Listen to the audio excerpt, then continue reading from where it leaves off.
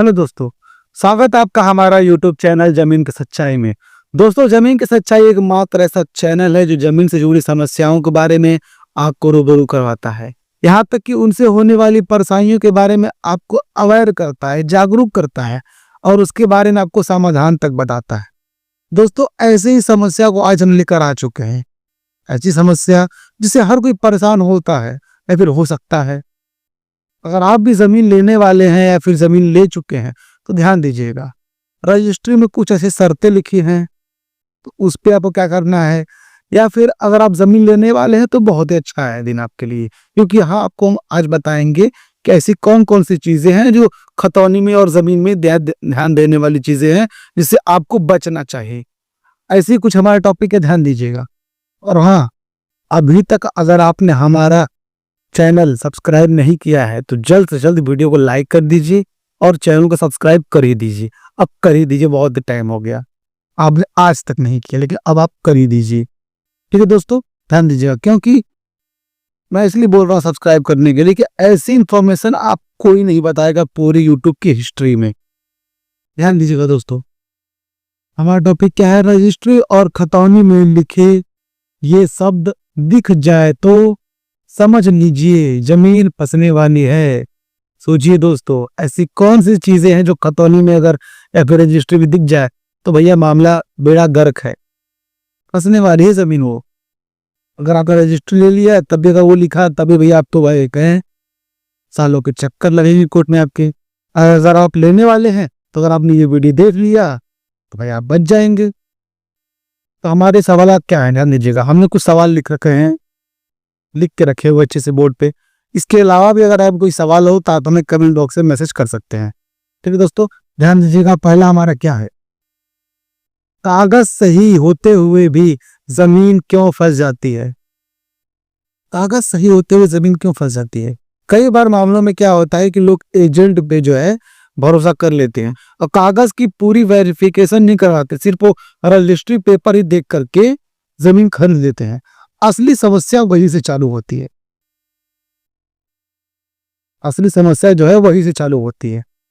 Bank loan भी हो सकता है, आपने ध्यान नहीं दिया, सिर्फ आपने रजिस्ट्री पेपर देख के रजिस्ट्री करा ली।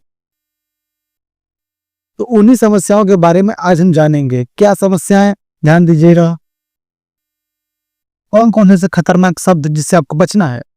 खतरनाक शब्द नंबर 1, विवादित या मुकदमा। आपको खतौनी में चेक करना है। अगर आप खुद से चेक कर रहे हैं तो अगर विवादित लिखा है, मुकदमा विचाराधीन लिखा है तो समझ जाइए इस जमीन में कई विवाद चल रहे हैं। अभी कोर्ट में एक केस पेंडिंग है, क्योंकि इसमें मुकदमा विचाराधीन है, मुकदमा चल रहा है। इस पे बैंक लोन भी हो सकता है, सॉरी, इस ऐसी जमीन का अगर आप ले लेंगे, ऐसी जमीन वगैरह, तो घर बनाने के लिए बैंक लोन भी आपको नहीं देगा। यानी कि आपकी जिंदगी भर की कमाई एक झटके में गई, क्योंकि आपने बेवकूफी किया था, क्योंकि आपने हमारे चैनल को सब्सक्राइब नहीं किया था। क्योंकि हम कई मामलों में ऐसे वीडियो कई बार लेकर आ चुके हैं। ठीक है दोस्तों, ऐसी संत जीत जाए तो आपको जमीन ले लेना है।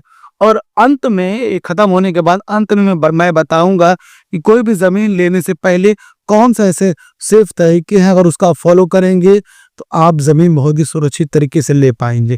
अपने सपनों का आशियाना आप बना पाएंगे उस पे। ध्यान दीजिएगा। खतरनाक शब्द नंबर 2, साझा और अविभाजित। साझा, ये शब्द अगर दिख जाए दोस्तों, सबसे खतरनाक शब्द ये है साझा अविभाजित। साझा यानी कि इसमें एक मालिक नहीं है, एक से अधिक मालिक है।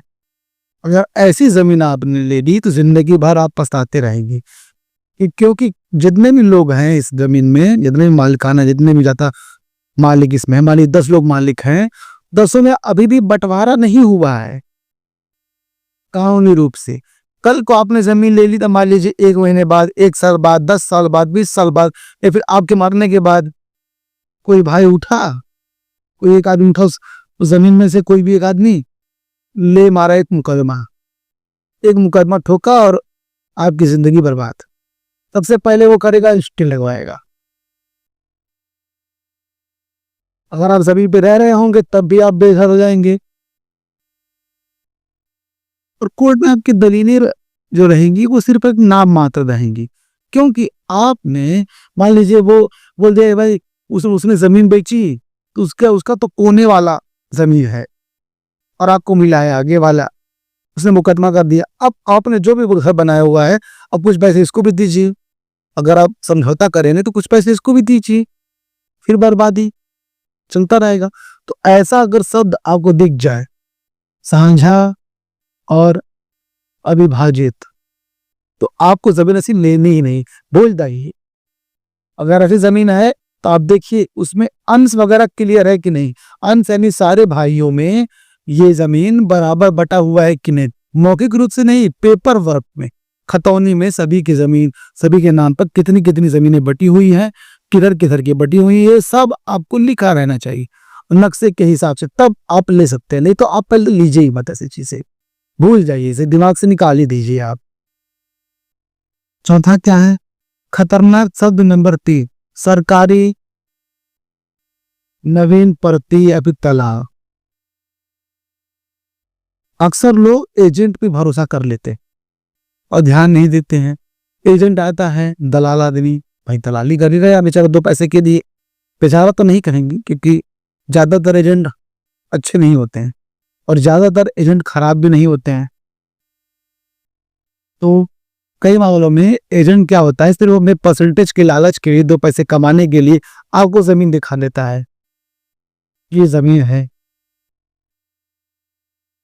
और आप इसकी रजिस्ट्री ले लेते हैं। लेकिन ध्यान दीजिएगा, रजिस्ट्री में क्या होता है, ये इतना रास्ता होता है, लेकिन मौके पे रास्ता दिखता नहीं है, आपको पूरी जमीन की वो बाउंड्री दिवा देगा, आप जमीन ले लेंगे, पूरे में रहने लगेंगे। कल को सरकार उठेगी, मारेगी बुलडोजर, गया घर आपका अंदर, खत्म, एक झटके में खत्म हो गया। क्योंकि इतना हिस्सा अगर तोड़ेगा तो जाहिर सी बात है इतना हिस्सा भी हिलेगा, गिरेगा, आपके ऊपर फाइन लगेगा, आपको 420 के अंदर केस भी चलेगा आपकी जमीन पे, और आपके ऊपर भी। नवीन प्रति तलाक, मान लीजिए कोई सरकारी योजना है, उसकी प्रति जमीन पड़ी हुई है, आबादी, मान लीजिए आबादी की जमीन, उसमें किसी ने आपको रजिस्ट्री करवा दी नंबर का हेर फेर करके।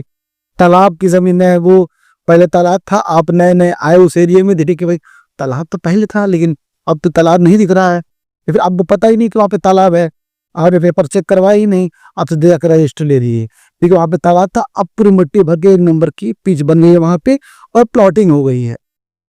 प्लाटर जो है, एजेंट जो है, आपको दिखा दिया, आपने रजिस्ट्री ले ली। कल को सरकार जगेगी, अभी सोई है सरकार, लेकिन सरकार अभी सोई हुई है, जब उठेगी एक झटके मार के तबाह कर देगी, साहब खत्म, मामला गया, आपकी जिंदगी भरी कमाई एक झटके में चली जाएगी। आपको एक छोटा सा दिक्कत होगा, आपको आएगा स्ट्रोक, यानी कि हार्ट अटैक आएगा, आप गए भगवान को सिधार, आप भगवान को प्यार हो जाएंगे, आपके बच्चे आ जाएंगे रास्ते पे। ऐसे से मामले देखने को आते हैं दोस्तों, ये रियल इंसिडेंट है मेरे आंख के सामने का। तालाब वाला तो खैर मैंने देखा ही है। अब ये सब चीजें हो गई, नेक्स्ट क्या है, ध्यान दीजिएगा, अगला क्या है, खतरनाक शब्द नंबर 4, बैनामा शर्तों के अधीन। आप जब भी रजिस्ट्री लेते हैं तो आपने शायद ध्यान नहीं दिया, वो एक आप पे ध्यान देने वाली चीजें हैं कि जब भी बेचने वाला अगर कोई शर्त लिखवाता है, आपको तुरंत सचेत हो जाना है, क्योंकि वो पहले भी शर्त बोलेगा, आप मान लेते हैं, लेकिन लिखित में अगर शर्त उसने लिखवा दिया रजिस्ट्री में बैनामा शर्तों के अधीन, तो फिर दिक्कत है।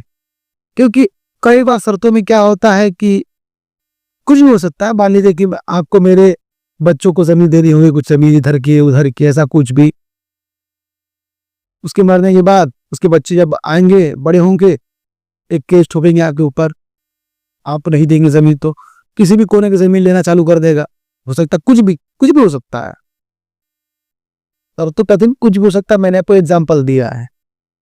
फिर आपके ऊपर परेशानी का बोझ आगे गिर जाएगा, फिर आपको हार्ट अटैक आएगा। ऐसे मामलों में बहुत ही सोच समझ कर कदम उठाना चाहिए।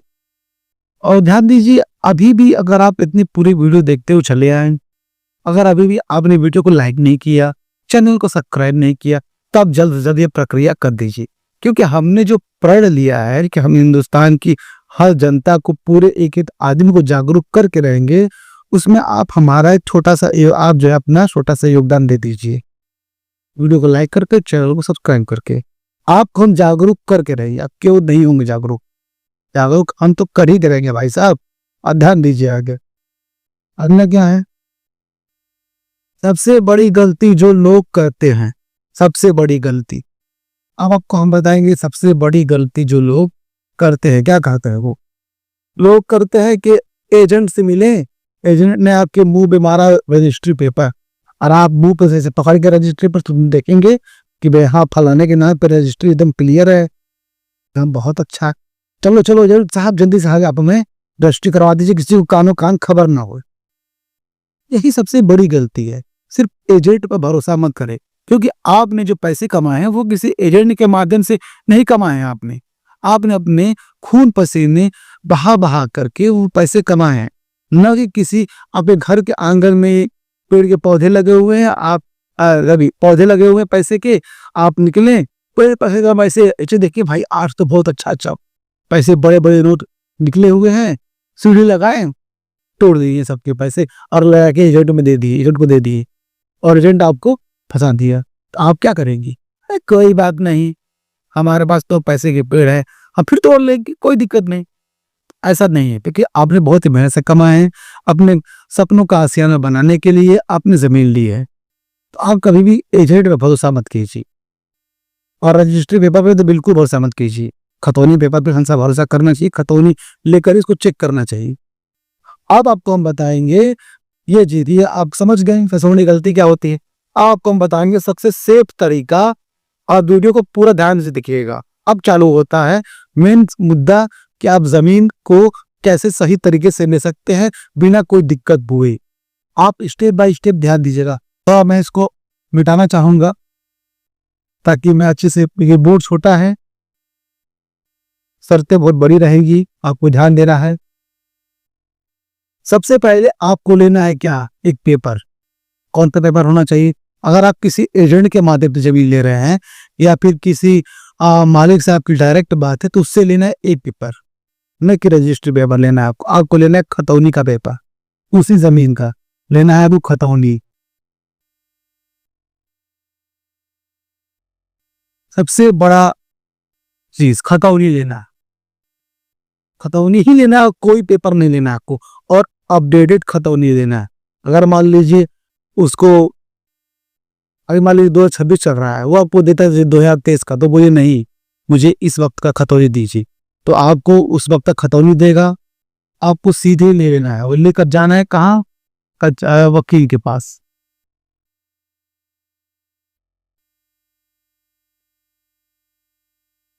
वकील के पास जाना है। कौन सा वकील के पास? आपके घर के बगल में जो वकील साहब रहते हैं वहां पे नहीं जाना है, आपके आस पड़ोस रहते हैं उनके पास नहीं जाना है। आपको जाना है कचहरी में वकीलों के पास। वहां पे सैकड़े के हिसाब से वकील मिलेंगे आपको, थोक के भाव में,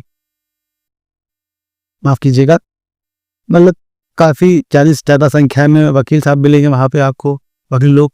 तो वहां पे आगे पास संख्या ज्यादा है, तो यानी कि आपके पास ऑप्शन ज्यादा है। तो आप उन वकीलों को पकड़िए, उन वकील साहब को पकड़िए जो कि जमीनी मामला देखते हो, और किसी और भी वकील को नहीं। उनसे पूछिए कि आपका प्रोफेशन क्या है। अगर आपको वो जमीनी मामला देखने वाले लगते हैं तो आप उनको पेपर दीजिए, और उनको आप पैसा दीजिए। कितना दीजिए? 500 से 1000 रुपए। क्यों देना है? आपके कागजों के मुआयने के लिए। क्या चीज के लिए? आपने जो खतौनी दिया उसका मुआयना कराने के लिए। ध्यान दीजिएगा, आप पूरे वीडियो को सेव कर लीजिए, मैं तो बोलता हूं, ताकि आप इस स्टेप बाय स्टेप को समझ सकें बार बार, और इसी को फॉलो कीजिए जमीन लेने के लिए। कोई भी नया जमीन खतौनी आप किया कराइए, मुआयना कराइए। 녹화해 봐요. 아. 뜬 놓친데 깔고 렛츠 मुआयना कराइए। मुआयना कराने के बाद आपको कराना है तक कब तक का मुआयना? कब तक का मुआयना कराना? तकरीबन 20 साल, 20 से 20 ताकी तकरीबन 2 फसलें।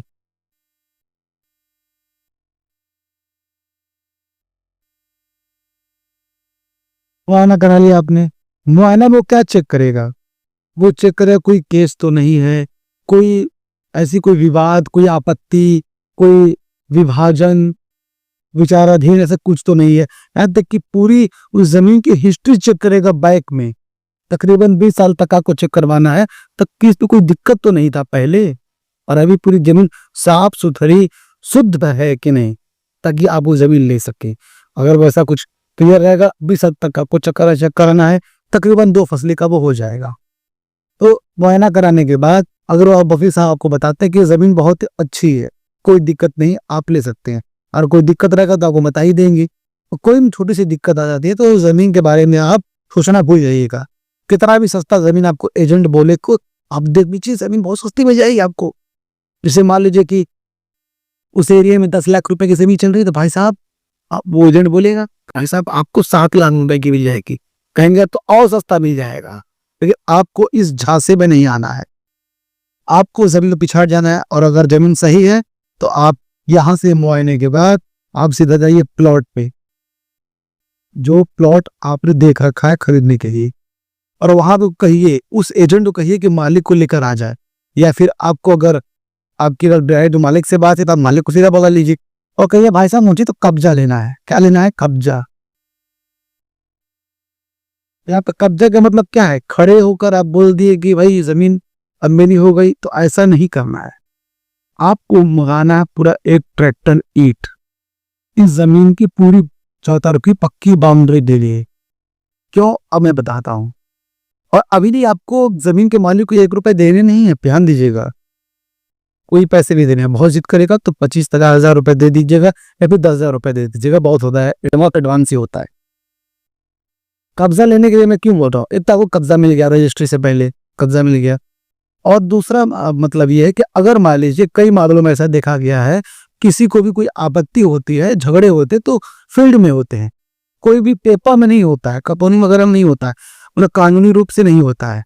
अगर किसी को आपत्ति रहेगी, कोई दिक्कत रहेगा, तो वो बाउंड्री लेने के वक्त वो सामने आ जाएगा और आप सचेत हो जाएगा, तुरंत सही हो जाएंगे, आप अलर्ट हो जाएंगे, भाई हमें जमीन नहीं लेनी है। और आपने जो एडवांस पैसे दिए हैं वो आपको मिल जाएंगे तुरंत। यहाँ तक कि आपने जो ईंट मंगाए हैं उस एजेंट से पैसे नहीं लीजिएगा ईंट के, या फिर उस मालिक से। अगर ऐसा कोई मामला नहीं है तो आपको बाउंड्री मिल जाए अच्छे से, पक्की से, ध्यान दीजिएगा, पक्की बाउंड्री लेनी है। कोई चारों तरफ कोने पे खंभा गाड़ करके तार से नहीं घेरना, ऐसा कभी ध्यान दीजिएगा, कभी नहीं करना है आपको। आपको पूरी पक्की बाउंड्री लेनी है, क्योंकि प्रॉपर कब्जा ही माना जाता है। उसके बाद आपको आना है बैंक। देखिएगा बैंक, वहां से करना है आपको आरटीजीएस। आपको बैंक क्यों आना है? हम कैश क्यों नहीं दे सकते? ऐसा कुछ सवाल हो आ रहा हो आपके दिमाग में, तो बैंक ही आना। आपको कभी भी कैश नहीं देना है, क्योंकि आपके पास हर तरह का प्रूफ होना बहुत ही जरूरी है। तो आपको हम जो बता रहे हैं वो सेफ तरीका बता रहे हैं, कोई आपको 2 नंबर का तरीका नहीं बता रहे आपको। आप उस सेफ तरीके से जमीन लीजिए और बैंक आइए, बैंक से ट्रांसफर कीजिए आरटीजीएस के माध्यम से। आप कई लोगों के दिमाग में आएगा कि अगर हम बैंक की जा रहे हैं तो हम सीधे उसके अकाउंट में पैसे क्यों डाल देते हैं। नहीं दोस्तों, ऐसा बिल्कुल भी नहीं करना है, क्योंकि आरटीजीएस इसलिए किया जाता है कि आप जब भी आरटीजीएस करेंगे सेम यूपीआई की तरह होता है। आरटीजीएस करेंगे तो आप अमाउंट डालेंगे और किस पर्पस से आप पैसे उस अकाउंट में डाल रहे हैं वो पर्पस आप लिख सकते हैं। जमीन लेने है तो आप नीचे जो है लिख सकते हैं, वो एक सरकारी रिकॉर्ड में माना जाएगा। ये हो गया। उसके बाद आपको जाना सीधा, ये बैंक होने के बाद आपको जाना सीधा रजिस्ट्री कराने।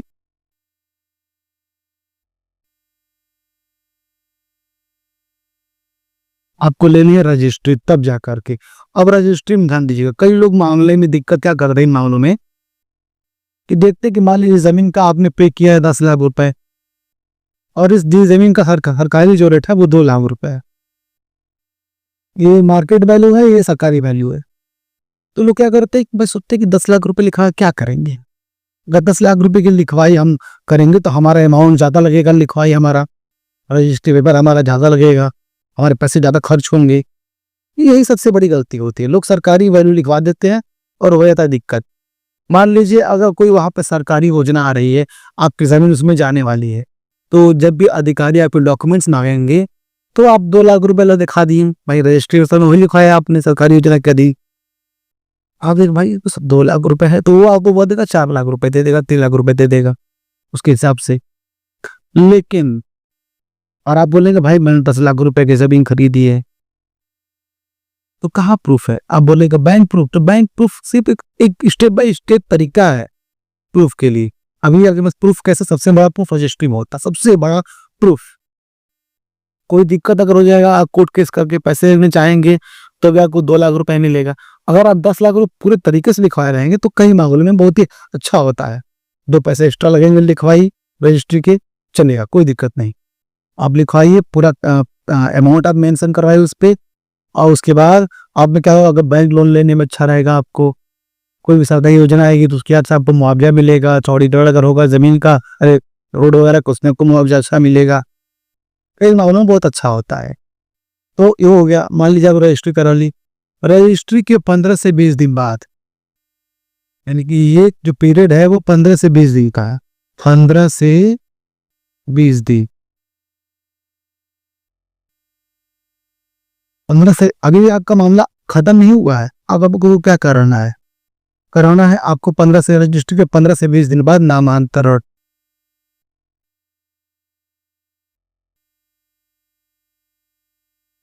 नामांतरण करना सबसे आखिरी स्टेप यही होता है, सबसे आखिरी स्टेप, आखिरी लाइन ये है कि रजिस्ट्री मात्र एक तरीका है जमीन खरीदने का, एक पेपर वगैरह होते हैं जिसमें वो भाई हमने आगे जमीन खरीदी है। लेकिन वो ये नहीं होता है, जैसे कि राजस्व विभाग के रिकॉर्ड में आपका नाम नहीं होता है। खतौनी पे अभी भी पुराने वाले मालिक का, इस खतौनी पे पुराने वाले मालिक का ही नाम दिखता रहता है। लेकिन जब आप नामांतरण कराएंगे तो पुराने वाले मालिक का नाम हटा करके आपका नाम उस वहां पे दिखने लगेगा, यानी कि राजस्व विभाग के रिकॉर्ड में आपका नाम चढ़ जाएगा। और नामांतरण कराएंगे तो राजस्व विभाग के रिकॉर्ड में आपका नाम चढ़ जाएगा, यानी कि तब आपका खतौनी पे नाम दिखना चालू करेगा, तब आप पूरे तरीके से सेफ माने जाएंगे। और हर जब तक आप घर नहीं बना रहे हैं तब तक आप हर 6 महीने 1 साल तक अपने डॉक्यूमेंट्स चेक करते रहिए, खतौनी वगैरह अपडेट चेक करते रहिए। आप को भी दिक्कत होने से पहले आप समझ जाएंगे। इन तरीकों को अगर आप फॉलो करेंगे तो आप एक सेफ तरीके से जमीन आप खरीद पाएंगे, नहीं तो आप फंसेंगे। अब आपको हम ये बताते हैं कि इसका सबसे सेफ तरीका, हम अपनी सेफ एडवाइस क्या देना चाहेंगे लिखित रूप में, ध्यान दीजिएगा। जमीन लेने से पहले सिर्फ रजिस्ट्री नहीं, पूरी खतौनी, पिछले रिकॉर्ड और शब्दों का मतलब जरूर समझिए। एक गलत शब्द आपको 10 साल पीछे कर सकता है, बिल्कुल कर सकता है दोस्तों। इसलिए मैं हमेशा बोलता हूं कि आप लीगल तरीके से वेरिफिकेशन कीजिए वकील के जरिए। वकील इसीलिए होते हैं, उन्होंने लॉ की पढ़ाई इसीलिए की है। पूरे अच्छे से वेरिफिकेशन करेंगे, रिकॉर्ड वगैरह चेक करेंगे, उसके बाद आप जमीन लीजिए। यहाँ से लेके आप यहाँ तक का पूरा फॉलोअप करेंगे तो आप जमीन बहुत ही अच्छे से सही से ले सकेंगे, क्योंकि आपने जो मेहनत के पैसे कमाए हैं वो कहीं वेस्ट ना हो जाए, कहीं दिक्कत ना हो जाए। कोई सोचा जब पैसे भी खर्च कीजिए और मुकदमा भी झेलिए तो क्या फायदा जमीन लेने का। ठीक है दोस्तों, ध्यान दीजिएगा। आपको करना क्या है कि वीडियो को लाइक करना है, चैनल को सब्सक्राइब करना है और इस वीडियो को शेयर करना है उन लोगों तक जो लोग जमीन लेने वाले हैं या फिर जमीन ले सकते हैं। आपका एक शेयर कई लोगों की जिंदगी बर्बाद होने से बचा सकता है, पैसे बर्बाद होने से बचा सकता है। और आप कमेंट जरूर कीजिएगा, अभी कोई भी दिक्कत हो, कोई परेशानी हो, कोई मामला हो, आप मुझे कमेंट कीजिए, आपको मैं उसका जवाब दूंगा। कई लोगों ने कल कमेंट किया था, उसका मैं आज जवाब उनको दे दूंगा। और आप कमेंट करेंगे तो कोई भी समाधान, कोई भी समस्या ऐसी हो जो वकील आपको नहीं बताता हो, आपको हम बताएंगे, उसका समाधान बताएंगे, सही तरीका बताएंगे कैसे क्या करना है। ठीक है दोस्तों, तो बढ़ते हैं अपने आखिरी कदम की तरफ। फिर मिलेंगे दोस्तों किसी नए वीडियो में, किसी नए टॉपिक की तरफ। तब तक हमें दीजिए इजाजत। जय हिंद दोस्तों।